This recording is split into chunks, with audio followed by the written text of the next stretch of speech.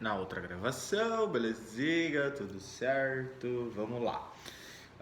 Pessoal, então assim, não se preocupem se a internet de vocês ficar instável, o prof está gravando a aula aqui, depois eu vou fazer aquele processo de lançar o link no YouTube e aí encaminho para vocês lá, para quem perdeu a aula poder assistir, ou quem quiser rever a aula poder assistir também, tá?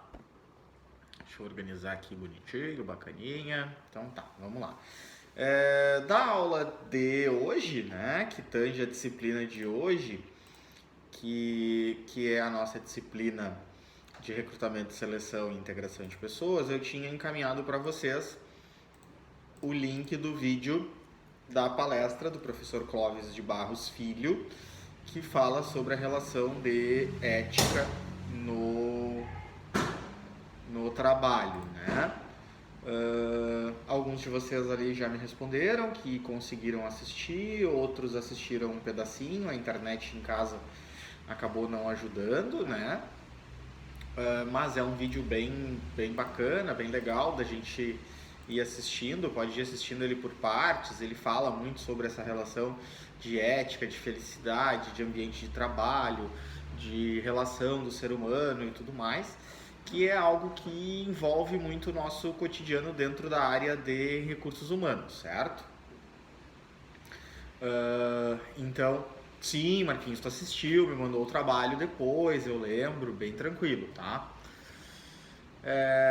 Então, assim, né, gente, é muito importante esse raciocínio, esse pensamento, essa filosofia que esse vídeo traz para o nosso cotidiano de trabalho nessa área de recursos humanos, porque quando a gente, dentro do nosso ambiente de trabalho, dentro do nosso cotidiano lá, a gente fala mal da nossa empresa, né? Seja dentro da empresa ou fora da empresa, a gente fala mal da empresa, a gente fala mal dos colegas, a gente fala mal do ambiente, de uma certa forma, a gente está falando mal da gente mesmo, tá?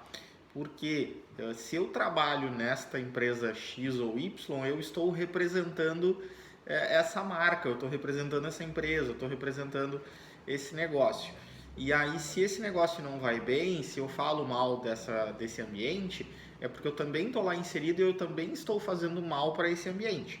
Então, é essa condição ética que o material traz para nós e que é muito importante da gente ter claro, tá? Sim, Joana, esse tema é para amanhã, tá? O feedback é para amanhã. Então é muito importante a gente ter claro essa relação do quanto eu estou feliz com o meu trabalho, do quanto eu estou feliz com a minha empresa, ou do quanto isso de repente está fazendo mal para mim, tá? Então essa balança é importante da gente fazer. O que ocorre, tá, pessoal?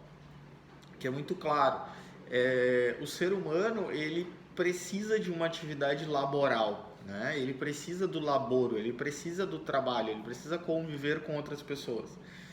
Por uma questão social, por uma questão cultural e por uma questão econômica, né? Então eu só consigo sobreviver economicamente na sociedade da qual nós pertencemos tendo uma fonte de renda, né? Trabalhando, tendo uma fonte de renda. Eu convivo com pessoas que trabalham. Então, um dos assuntos que eu converso com os meus amigos, com os meus familiares, com as pessoas que estão ao redor de mim, é sobre o meu trabalho, tá? E trabalhar com pessoas significa fazer essa troca social, significa fazer esse relacionamento. Então, assim, são poucos os casos que a gente identifica de pessoas que conseguem trabalhar uma vida inteira plenamente isoladas, sem outros colegas, sem outras pessoas trabalhando ao redor. Por mais que ela esteja isolada fisicamente desse conjunto de pessoas, muitas vezes ela está trabalhando com outras pessoas, não no mesmo lugar. As pessoas estão em outros lugares, fornecem produtos, fornecem serviços, enfim, tá? Existe uma troca entre pessoas. Então entra dentro desses pilares, né? Econômico, social e cultural. Então isso é muito importante para o desenvolvimento do ser humano. Ele precisa estar inserido dentro desse contexto. Aí entra um ponto trazido pelo professor Clóvis ali na palestra, que é justamente essa condição do ser humano buscar o pertencimento, né? Então, dentro do nosso ambiente de trabalho, é normal que a gente tenha grupos que a gente pertence mais e grupos que a gente pertence menos. Então, assim, na escola a gente chamava de panelinha, né? Então, assim, eu tenho a minha panelinha lá, que são os colegas que eu interajo mais, que eu consigo me relacionar melhor e tudo mais. Eu sempre faço o trabalho com eles, eu sempre participo de algum evento com eles, alguma coisa assim. Mas, de modo geral, eu preciso conviver com todos os meus colegas dentro da empresa. Às vezes, esse conviver com todos os colegas dentro da empresa não passa além de um bom dia, de um boa tarde, por aí vai. Mas, ainda assim, faz parte de uma troca, ok? Então, isso é bem importante, isso é bem fundamental. Outra condição em cima disso são as criações psicológicas que existem. Alguns autores da psicologia chamam de máscaras, né? Então, assim, cada ambiente em que a gente está, a gente veste uma máscara, tá? Então, assim, existe um padrão de comportamento do Matheus, da Gabriele, do Marcos, da Alana, da Joana, do Bruno, do Diego, de todo mundo, tá?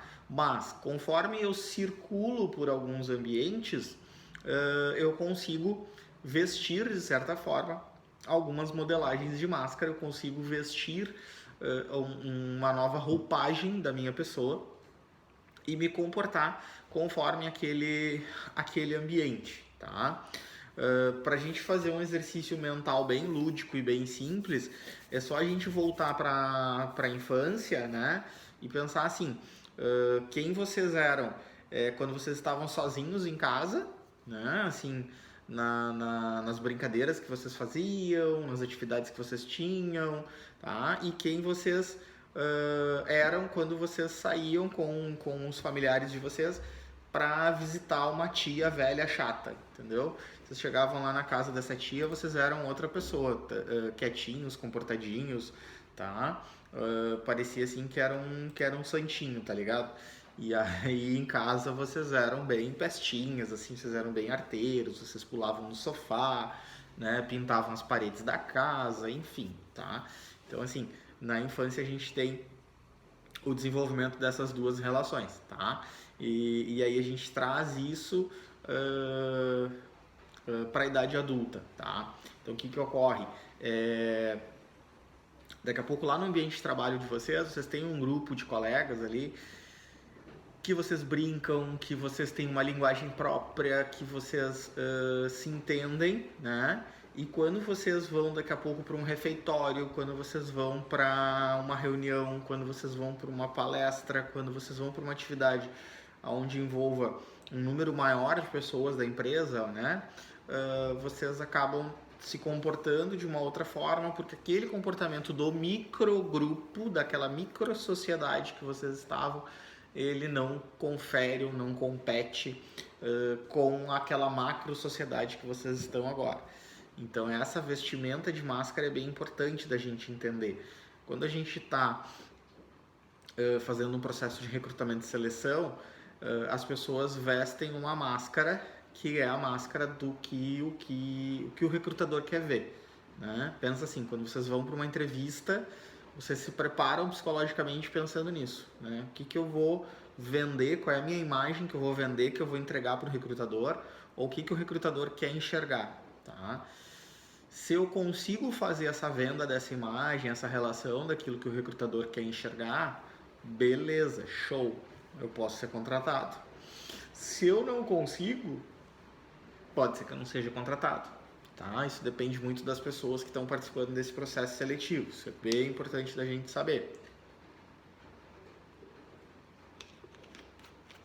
Só que aí, galerinha, o que ocorre, tá? O que foi entregue, tá?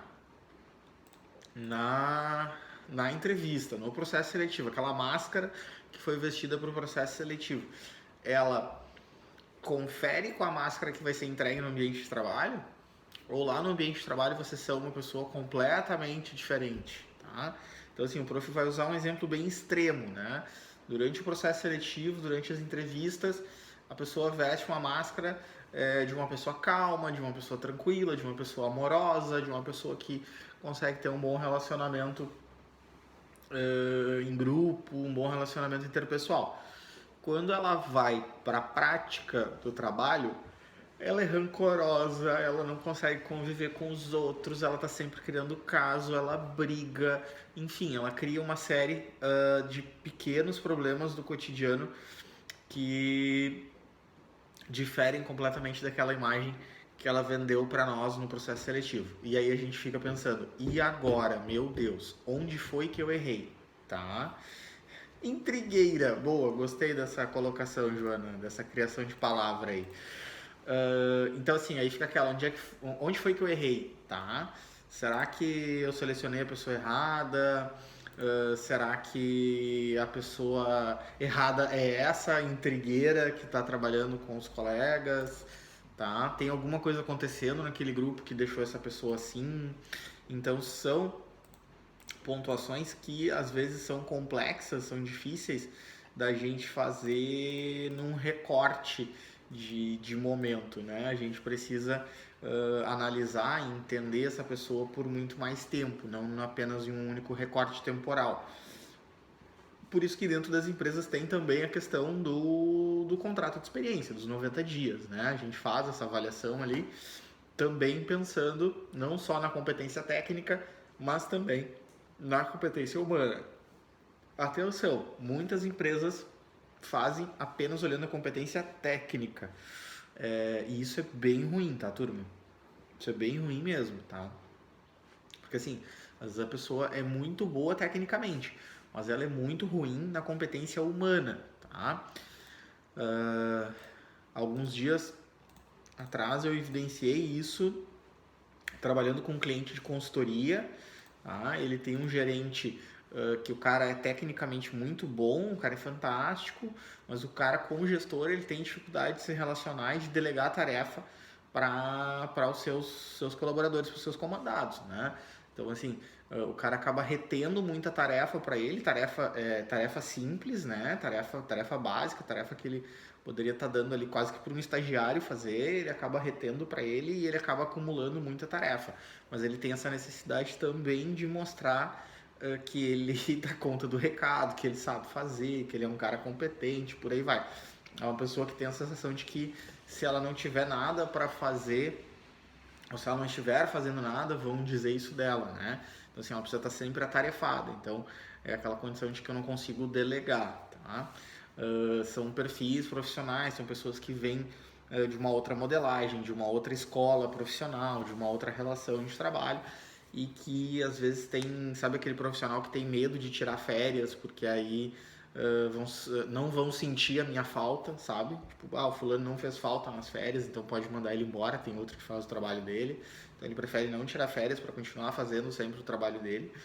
Então essa relação, esse problema, esse conceito, ele é bem preocupante, assim, tá? Então isso a gente precisa entender, isso a gente precisa definir e muitas vezes isso é papel da área de recursos humanos, tá? Ter esse olhar, ter essa atenção da equipe, ouvir a equipe, tá? Entender ponto a ponto cada um dos profissionais, o que cada um está querendo dizer profundamente naquela fala, qual é o tipo de suporte que ele precisa, certo? Então tomem sempre muito cuidado com isso. Outro ponto bem bacana que a palestra do professor Clóvis traz e que eu quero trazer para vocês é bem no iniciozinho lá da palestra, ele faz uma analogia com a pera que não vai cair da pereira, né? A pera que vai apodrecer no galho porque não quer cair e tudo mais. A gente vem de um processo de mudança cultural, tá? Já há bastante tempo, mas isso está cada vez mais próximo de nós, assim, que duas condições sociais são muito impactantes. A primeira condição social é que as pessoas estão demorando mais tempo para sair da casa dos pais, tá? Isso ele dá o exemplo do filho dele ali, né? Que tá morando em casa, enfim, tal, que ele gostaria que o filho saísse de casa. E mesmo saindo de casa, né? O outro processo cultural que a gente vive é que as famílias, elas estão na classe média, elas estão reduzindo de tamanho, tá? Então, assim, as pessoas estão demorando mais tempo para ter filhos no Brasil e quando tem filhos, elas estão tendo menos filhos, tá? Então, assim, é só a gente fazer um recorte familiar bem simples, né? Se a gente olhar, o prof desconhece assim, o perfil da família de vocês, mas o prof vai usar o exemplo da família do prof. Se eu olhar para os meus avós, né? Meus avós paternos, eles tiveram 9 filhos, né? Se eu olhar para o meu pai e para os 8 irmãos dele, todos eles tiveram entre 1 e 2 filhos, né? Então, assim, a gente já tem aí uma drástica redução no número de filhos, né? Minha avó teve 9, né? Meu avô e minha avó teve 9 filhos, o meu pai teve 2 filhos. Então, assim, os filhos do meu pai, né? Eu e a minha irmã, quantos filhos nós teremos, tá? Então, entra justamente nessa relação. A gente vai ter um filho, vai ter 2 filhos, algumas pessoas não vão ter filho, as pessoas começaram, uma coisa engraçada, as pessoas começaram a trocar essa relação de filho por animais de estimação, né, por pets. Então, é só a gente olhar para esse mercado, e aí agora sejam assim bem técnicos, olhem para o mercado de pets, tá? Se vocês olharem para o mercado de pets há 10 anos atrás, se vocês olharem para o mercado de pets hoje, é um mercado que virou de ponta cabeça, é um mercado muito importante economicamente para a economia do Brasil. Existe uma série de empresas direcionadas para produtos específicos em pet que não existiam há 10 anos atrás, há 15 anos atrás. Então essas mudanças culturais, elas impactam dentro das nossas rotinas na empresa, tá? Por isso que o Prof quer trazer essa fala para vocês. Se vocês procurarem por alguns casos muito relacionado à indústria da tecnologia, o Google, por exemplo, tem lá uma vez por semana, se eu não me engano, o Pet Day, né? Então, o que é o Pet Day? Eu levo o meu animal de estimação para trabalhar comigo, mas eu não levo meu filho para trabalhar comigo, né? Eu posso levar o meu animal de estimação. Porque as pessoas se sentem mais à vontade, porque as pessoas se sentem mais calmas, porque as pessoas acabam produzindo mais muitas vezes em cima dessa relação, em cima dessa situação, tá, galera? Então essas mudanças de cultura, essas mudanças na sociedade, elas estão próximas de nós, a gente precisa aprender a olhar para elas e entender como elas impactam dentro do cotidiano das empresas. Por exemplo, quem de nós aqui nessa aula hoje está tendo a oportunidade de trabalhar em home office? Tá? O prof está tendo a oportunidade de trabalhar em home office, né? Estou dando aula para vocês de um ambiente meu, não do ambiente do Senac. Então, assim, uma série de empresas, uma série de instituições fizeram uma super adaptação para que seus funcionários atuem em home office, né? Boa, Bruno, boa. Tá? No outro turno eu também sou peão, tá, Bruno? Não tive a oportunidade de trabalhar de home office no outro turno. Mas olha só, Bruno. Aprendiz nem gente é, Lena. Fala sério. Beijo. Em casa, Joana, em home office tu tá trabalhando triplo, é isso? Fiquei curioso nessa colocação da Joana.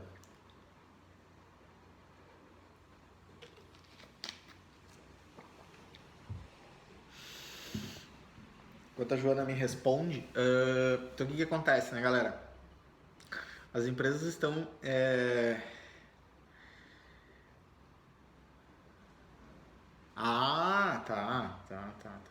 tá. E mais ainda em casa pelas vendas online, é isso aí, entendeu? O que acontece, tá, galera? As empresas estão se dando conta de que daqui a pouco grandes escritórios não são mais tão necessários assim, né? E aí vão acabar fazendo...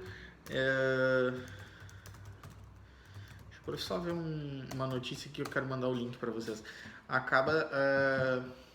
aqui, ó. Show. Deixa eu pegar esse aqui que é mais Kentucky da Infomoney. Não, é esse aqui mesmo. e vai acabar diminuindo, né, essa questão de grandes escritórios, de pagamento de aluguel, de grandes prédios e por aí vai. Eu vou mandar um linkzinho para vocês que fala um pouquinho sobre isso numa notícia bem peculiar, tá?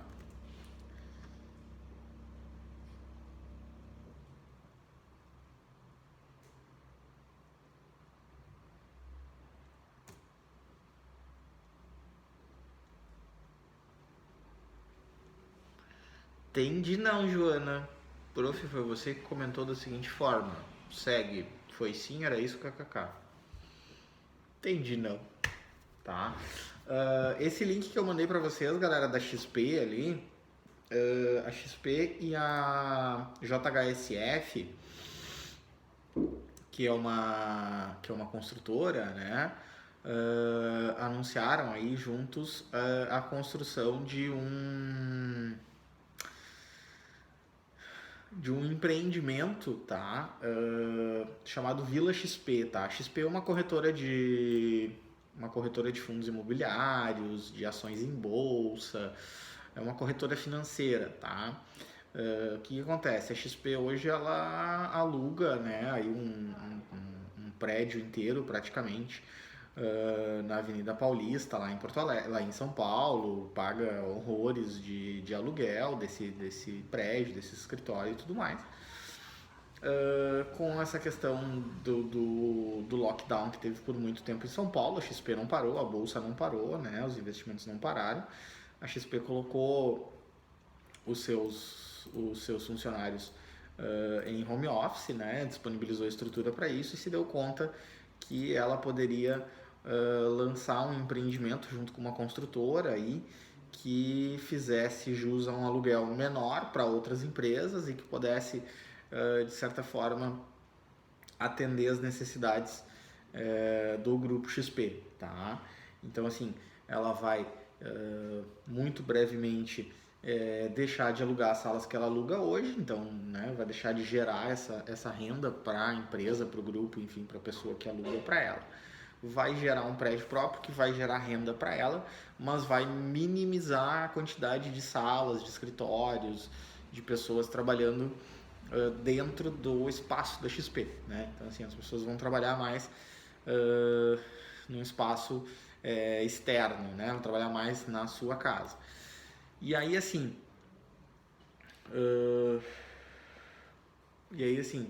com boas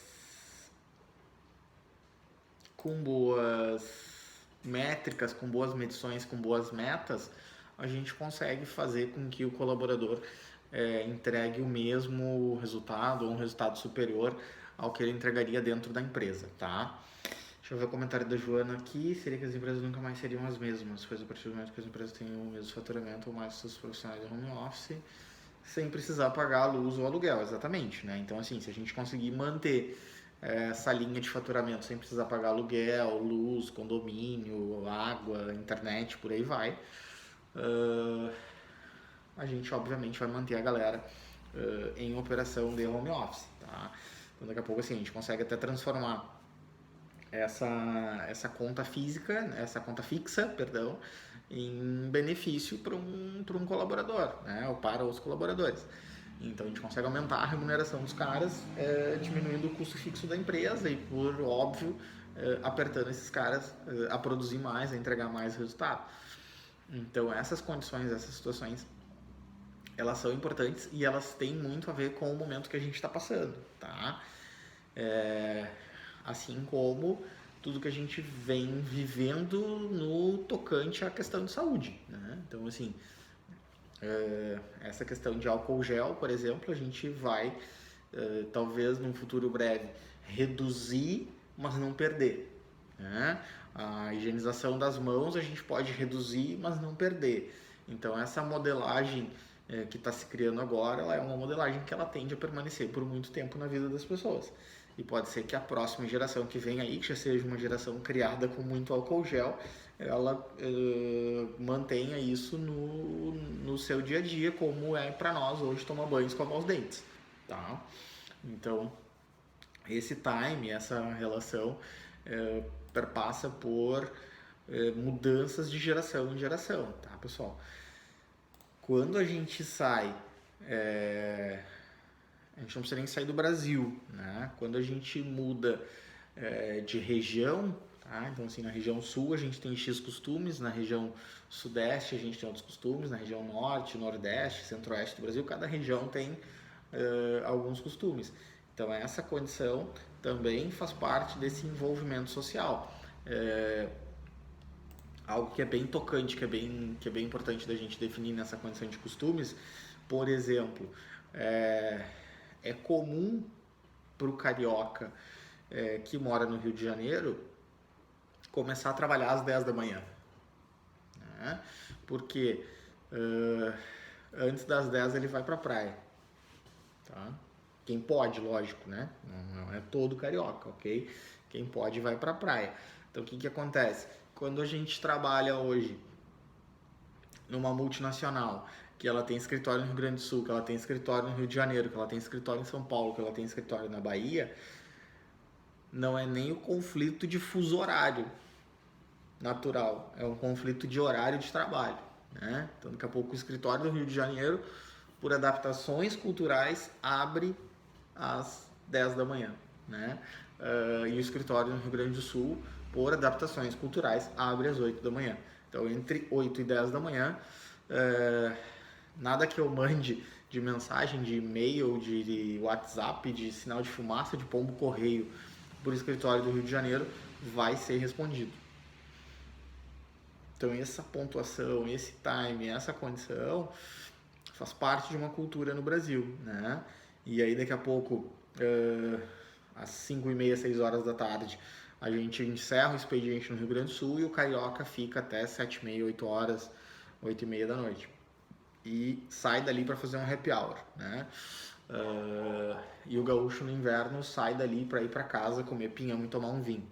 Então, de novo, esse conjunto de cultura, de clima, de sociedade impacta na nossa relação de trabalho, né? Para o carioca, ou para o baiano, ou para o mineiro, ou pro, né? O que é importante entregar para ele? Daqui a pouco é importante entregar um uniforme que tenha um tecido leve, que não seja quente, que a gente possa flexibilizar para ele de bermuda, alguma coisa assim. Já para Paraná, Santa Catarina, Rio Grande do Sul, a gente já precisa modelar um outro tipo de uniforme que englobe a questão de inverno e verão. Bermuda talvez não seja algo tão impactante assim para esses 3 estados, não vai fazer tanta diferença na produtividade do profissional, quanto daqui a pouco um casaco que seja mais quente para o inverno. Então, essa baliza, galera, para uma multinacional, para uma empresa que tem escritórios em todo o Brasil, ela é bem importante, né? Essa gangorra ela é bem importante.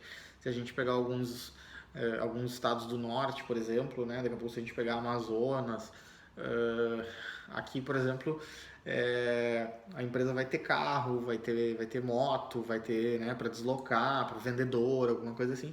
Daqui a pouco lá a empresa vai ter que ter barco, entendeu? Porque para ir de uma cidade para outra tem que ser de barco. Então essas condições fazem parte dessa cultura que a gente precisa entender. Se vocês quiserem olhar para essa modelagem de cultura numa grande empresa, vocês podem olhar para a Petrobras, tá? A Petrobras consegue fazer isso. A Petrobras tem barco para transitar com seus colaboradores na Amazônia, assim como ela tem carro para transitar com seus colaboradores no resto do Brasil inteiro.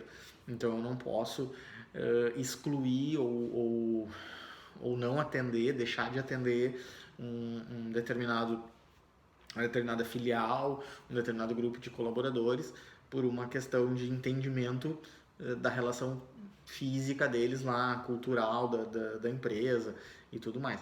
Essas balanças, elas são importantes da gente estar bem ciente, bem vivo no organismo da empresa de vocês. Tranquilo? Certinho até aqui? Eu tenho medo quando vocês passam muito tempo assim quietinhos.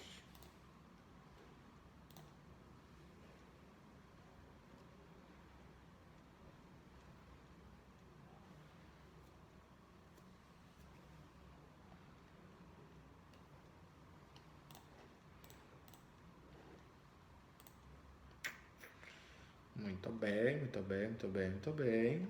Muito bem.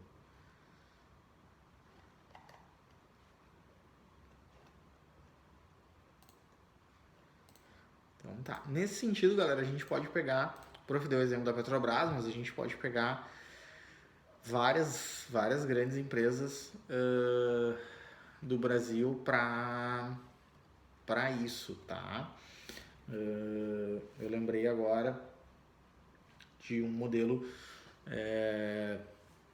nessa relação da própria Wurth, que é uma empresa alemã muito grande na área metalmecânica, de manutenção, de peças de reposição, de mecânica, enfim, que tem operação mundial e que tem operação no Brasil e que, com certeza, no Brasil ela opera de forma diferente do que ela opera na Europa, né?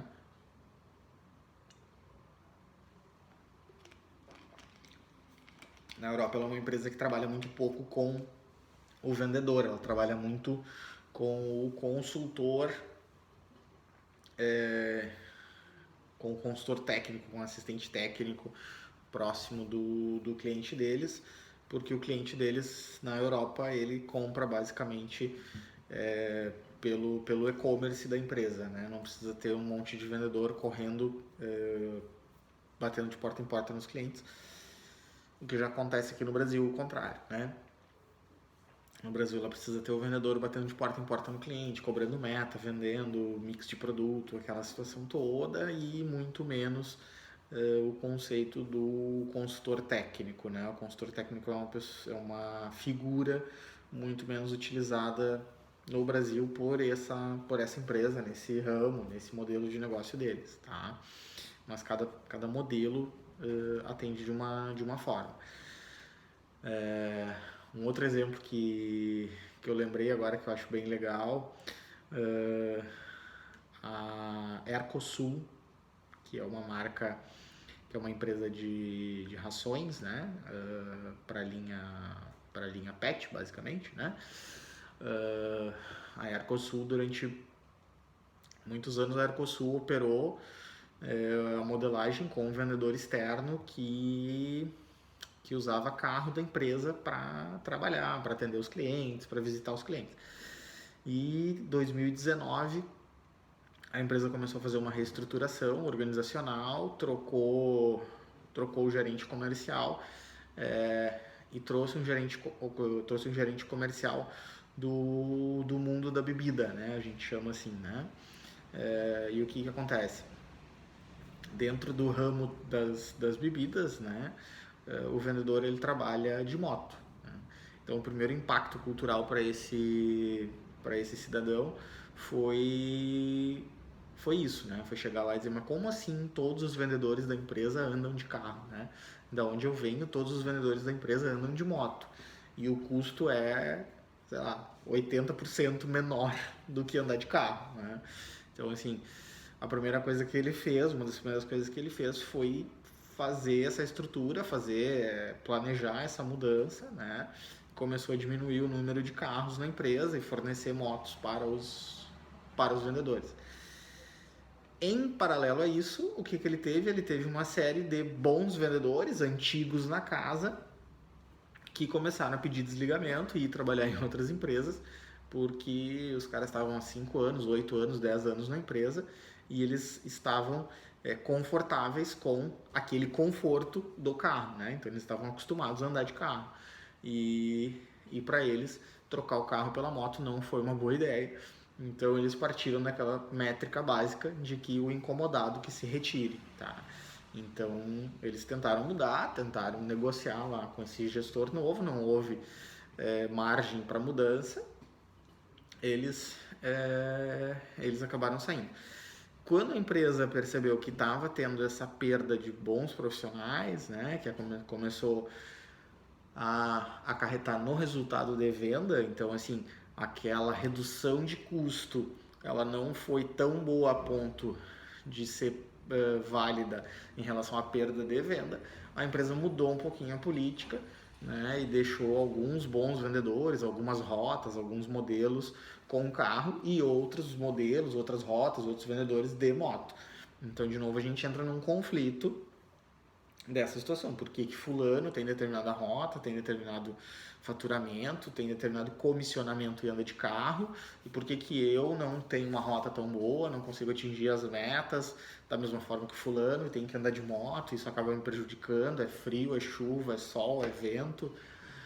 Então entra dentro desses impactos que a gente precisa gerir como recursos humanos, tá? Então, claro que para a área comercial, para a área de custos, para a área financeira, quando se falou em reduzir lá o custo da operação entre carro e moto, se fez a opção pela moto.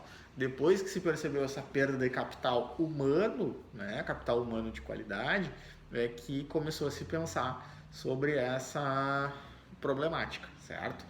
Então, infelizmente, né, galera, eu não sei dizer para vocês se daqui a pouco a área de recursos humanos da Aeroconsul tentou agir antes disso, mas assim, muitas vezes a gente na área de recursos humanos, a gente informa, a gente avisa, a gente bate de frente quanto a esse tipo de ação, a gente diz, olha, a gente vai perder capital humano, a gente vai perder bons profissionais por causa dessa mudança, mas muitas vezes o lado financeiro acaba pesando mais do que o lado humano e a empresa opta pela redução de custo, tá? Esse comentário que o Bruno fez antes ali, né, Bruno, de que o Bruno não teve a opção de fazer o home office porque o Bruno é peão, né, Bruno? Tu disse, eu sou peão, não pude fazer home office, né? Essa essa nomenclatura, esse linguajar, essa fala dentro de uma linha de produção, dentro de uma estrutura da empresa é muito comum, né, Bruno? Eu gosto muito, deixa o prof achar aqui e mandar para vocês, eu gosto muito de um gordinho que tem no YouTube, que é o Rafael Aragão, se eu não me engano, que ele faz os videozinhos de peão. Vocês já viram lá o Rafael Aragão? Rafael Aragão.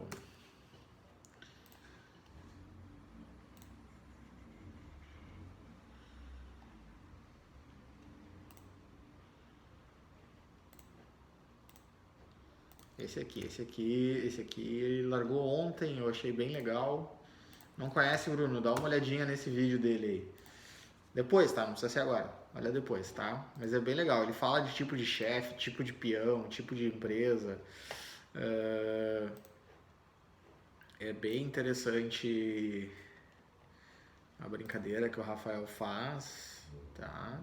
Mas traz justamente essa cultura, traz justamente deixa evidente essas diferenças que existem dentro de uma empresa, dentro de uma linha de produção, e que às vezes a empresa tenta esconder, tá? E eu acho que não deve esconder, eu acho que ela deve ser trabalhada e ela deve ser até valorizada, tá? Porque dentro da linha de produção a gente tem lá um linguajar, a gente tem uma forma de se relacionar, que é peculiar daquele time, que é peculiar daquela galera, a gente deve valorizar isso é bem bacana, isso deve ser feito, tá? A gente daqui a pouco muda ali para um nível gerencial e tal, vai ter outro linguajar, vai ter outra forma de se relacionar, isso também deve ser valorizado pela empresa, tá? Então, assim, não é porque a gente está fazendo a festinha de final de ano da empresa lá, que misturou todo mundo, que obrigatoriamente eu vou querer que os diretores, os gerentes se infiltrem no grupo do pessoal lá da linha de produção e que sejam aceitos e vice-versa. Isso não necessariamente vai acontecer. Então, eu preciso ter essa consciência, tá? Sempre tem uma galera do RH que acha que tudo é bonitinho, que o mundo é perfeito e tudo mais, e que isso precisa acontecer, hashtag só que não, tá? A gente precisa respeitar as pessoas, respeitar as culturas, as crenças, os valores das pessoas, para que todo mundo consiga se relacionar bem dentro dessa gestão de pessoas.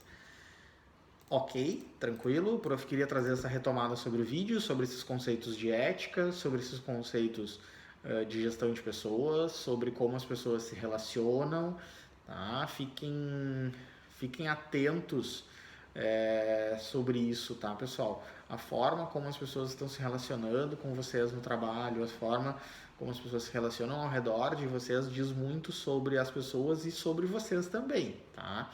Então isso é bem importante da gente aprender a olhar, aprender a analisar. Às vezes é mais importante do que a gente analisar um currículo físico lá do indivíduo, com as experiências por onde ele passou, o que ele fez, qual é o curso que ele tem, não sei o que, tá?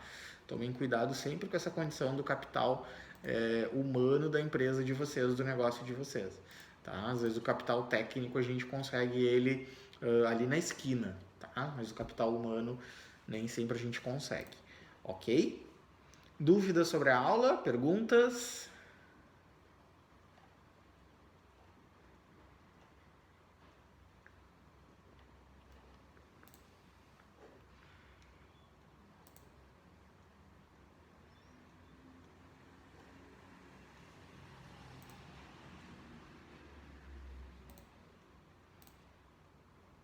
Então tá, beleza, galera. Seguinte, a aula de hoje não vai ter tema de casa, tá? Por que a aula não vai ter tema? Porque a gente já começou na semana passada aquela disciplina do projeto integrador. Então não vou dar tema para deixar vocês trabalhando essa questão do projeto, certo? Tem tema da aula de amanhã ainda, que alguns de vocês ainda tem que terminar, tem que fazer, alguma coisa assim, tá? Amanhã, Gabi, a disciplina é a de desenvolvimento de pessoas, retenção, avaliação de desempenho, plano de cargos e salários, tá? Não é a mesma disciplina, tá, amadinha? Tá? Gabi, de cabeça eu não me lembro 100% da descrição do tema, a gente tem que dar uma olhadinha lá no grupo do Whats. O prof deu dois videozinhos para você semana passada, lembra, Gabi? E aí tinha um PowerPoint ali. Dentro do PowerPoint, dentro do videozinho tem o tema, tá? Que era pegar 2 colegas de trabalho ou 2 pessoas conhecidas de vocês e montar o feedback sanduíche, tá? Dá uma olhadinha lá nos vídeos que o prof explica e aí monta esse feedback sanduíche aí, ok?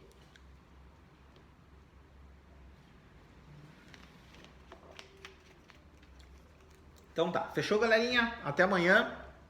Beijo, bom descanso, bom repouso, bom frio para vocês aí. E amanhã nos vemos nesta mesma bate-sala com os mesmos Robin coleguinhas. Boa noite.